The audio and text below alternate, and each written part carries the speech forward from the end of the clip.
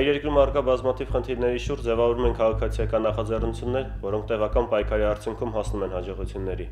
Քաղաքացիական նախաձեռնություններում ներգրաված երիտասարդները ապացուցել են, որ կարող են համախմբվել եւ անձնվիրաբար պայքարել հանուն հասարակական խնդիրների լուծման եւ հանուն Հայաստանի բարության։ Ապացուցել են նաեւ, որ պատրաստ են եւ ունակ խորությամբ ուսումնասիրելու խնդիրները եւ առաջարկելու համապատասխան լուծումներ։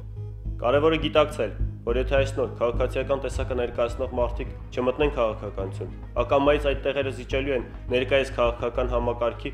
արժե համակարգի կրողներին։ Եվ մենք հավերժ ստիպված ենք լինելու պայքարել այս անառողջ քաղաքականություն իրականացնողների մեղմ ասած անհաջող որոշումների դեմ։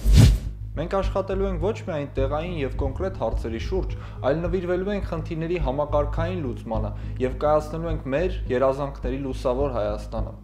Այն ներքին պահանջը, որը մեզ մղեց պայքարել քաղաքացիական դաշտում, հստակ ասում է. մենք աներիք ունենք քաղաքականության մեջ։ Մեր տեսլականը հավասար հնարավորություններով եւ արդիականացված Հայաստանն է, որտեղ մարդը ոչ թե միջոց է, այլ նպատակ։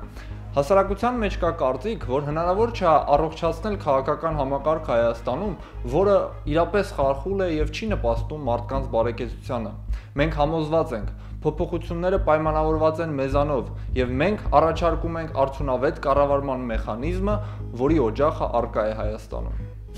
Օրինակ շատերը հարցնում են, թե ինչու է Հայաստանում զարգանում ՏՏ ոլորտը։ Մի ոլորտ, որտեղ գոյություն ունեն 300-ից ավել ընկերություններ եւ աշխատում են հազարավոր մասնագետներ։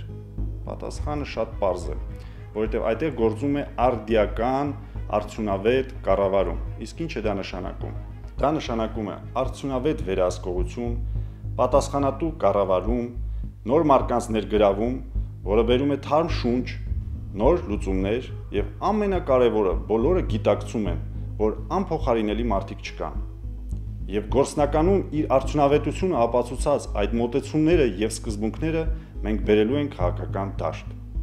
Նոր մարդիկ, նոր մտածելակերպ, նոր սկզբունքներ, դա քաղաքական դաշտի առողջացման ճանապարհներից մեկն է։